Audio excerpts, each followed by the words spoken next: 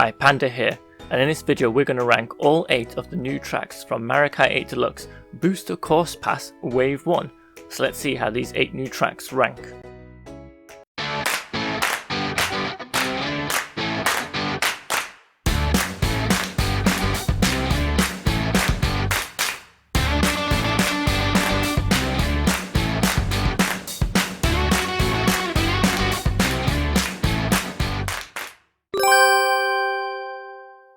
At number 8 we have Toad Circuit from Mario Kart 7 from the 3DS. Now I put this at number 8 because I overall feel that this is kind of just your basic racetrack style as we've seen from other games like Luigi's Raceway, and I feel like this one particularly doesn't do anything special compared to the other tracks on this list. I do like how there's like a jump that goes over a bridge on the second lap and how that changes, otherwise it kind of keeps it and plays it safe in this one.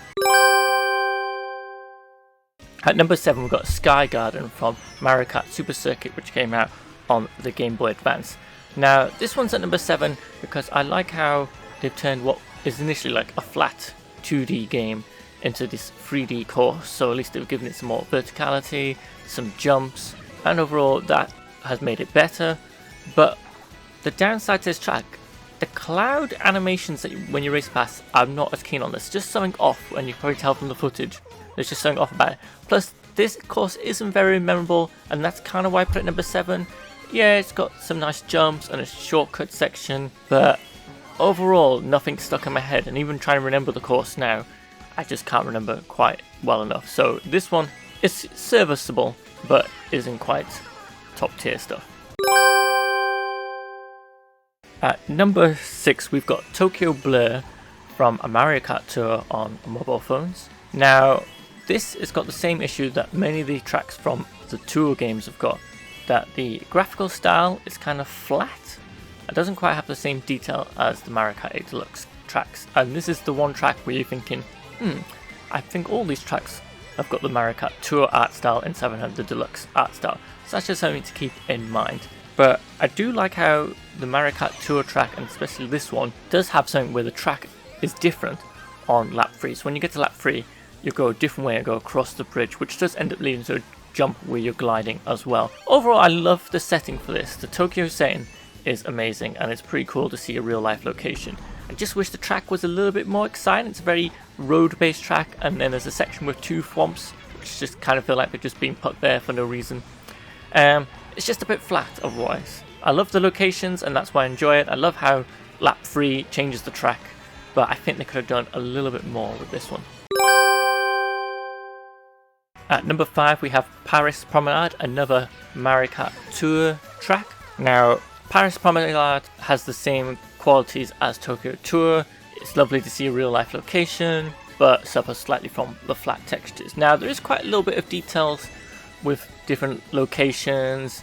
The Arc de Triomphe, there's a piranha plant roundabout, there is a jump in this, and the track changes again on lap 3. What I like about the lap 3 change this time though is if you're ahead and you use the jump and you land, you actually go into other players coming from the other direction, which makes for an interesting scenario which you don't quite see often enough in Mario Kart. So I feel like that's something they could play on more in future tracks. Overall, I really like the setting. It's a jolly French Paris setting, and it just suits it really well. And I just think there's little bits about this and the details that I like. Another thing to note, which I should have mentioned on some of the other tracks as well, some of the audience crowd seems to get repeated a lot of like, here's either Koopas or Yoshi celebrating, which I felt like in Mario Kart 8 Deluxe base tracks, I felt like the characters interacting with each other or motions they were doing in the background were all different from just the generic I'm standing here and cheering the race on. So that's something to take a note of when you're looking through these tracks. Otherwise, Paris Promenade is a good tour track and is a good one to add to the collection here. It just suffers the same issues of all the tour tracks, and that's why it's ranked as number 5.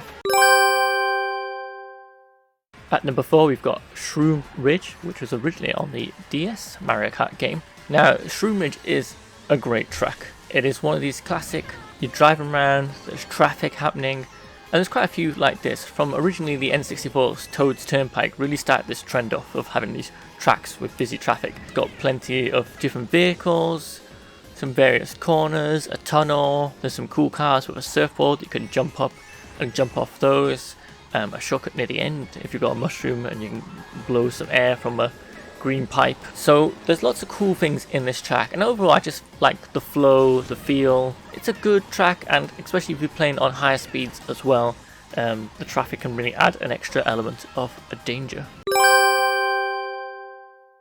At number 3 we've got Choco Mountain, that originally came out on the N64 for Mario Kart 64. What I like about Choco Mountain, it keeps its overall aesthetic style to this level, but not as much fog obviously. It's got the boulders coming around, dropping down when you go around the corners. We've got bumps at the end, there's a cave section. Now the thing they've added into this is a jump, and which I thought was a bit strange at first because I thought they would stick more to how it was in the original. So if you're not as keen about alterations, that might put you off, but I think the jump is well placed and done well, and I like the bit going through the cave. For the side, like decorations and audience, I'm not so keen on. There's some flying Koopas, it just feels a bit out of place, but overall I think this is a good track. A little bit short, but overall it is a good track addition to this game. Number 2 is Coconut Mall from the Nintendo Wii Mario Kart. This is great. This is the one that you'd hear most people very excited for.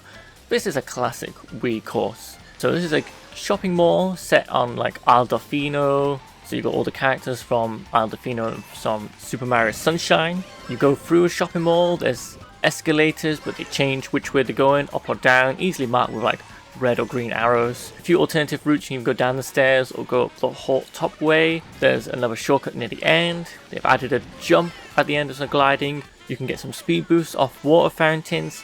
There's a lot going on here. It's a great tune, it looks great. Now, it suffers from the same Mario Kart Tour graphic style instead of the Deluxe graphic style, but overall I think it still holds up. Now they have got rid of the moving cars near the end and replaced it with the jump, which is kind of a shame because I remember in the Wii version like, oh, I've got to try and dodge these cars. But overall this is a great feeling track and it gives it that classic Mario feel. This is like, oh, this is how a Mario Kart track should feel like. So I'm very pleased to see this, and hopefully some more Wii versions will come to future waves of the booster course pack for Mario Kart 8 Deluxe. And at number 1 is Ninja Hideaway. Now in the game itself it doesn't list this as a Mario Kart Tour level, but lots of reports online saying this is in Mario Kart Tour, so I'm not sure where this sits. Maybe it just came to both at the same time. I'm not really a person that plays Mario Kart Tour. It's the only Mario Kart I'm not actually into. Just not just a big fan of smartphone games, but fair enough if you are, because there's been some great levels from Tour as well. So Ninja Hideaway, what can I say? The look of it, it's clearly a Wario level. You can tell from his famous Wario's moustache everywhere. It's a classic Japanese temple. You drive on roofs, you're driving through buildings. There's so many different shortcuts. There's a bit where you glide upwards and you've got to watch out for ninja Shy Guys, which is cool. They seem to be gliding in the air on some bamboo style glider, which is really cool. Like I said, lots of shortcuts, racing on the rooftops, just overall great layout, and having like these multiple levels, and also you have to avoid spikes falling from the ceiling, just adds a really great feeling of, hey, this is like a brand new level. It feels different, it's not based off a real world location, it's themed from one of the characters, so in this case it's themed from Wario. And this track out of the whole wave made me think, I hope they sit down and think carefully on the next couple of waves and make more tracks similar to this. Not exactly the same, but in the style of like, this is a brand new track with lots of interesting features and stuff, because that's what I really enjoyed from the Mario Kart 8 Deluxe base game tracks. And I felt like this wave was missing it. They chose like some classics, but too many Mario Kart Tour tracks. And the remakes they did make of previous levels just weren't as interesting as, say, the tracks already in the base game. But this one you could put next to the base game tracks and be like, yeah, this is a good track. So there you go. Thank you for watching. Hopefully there'll be some more great tracks and we will be ranking the future waves. But we've got up to the end of 2023 before all these tracks get released. So stay tuned for all new videos. Remember to like and subscribe, and we'll see you next time. Bye!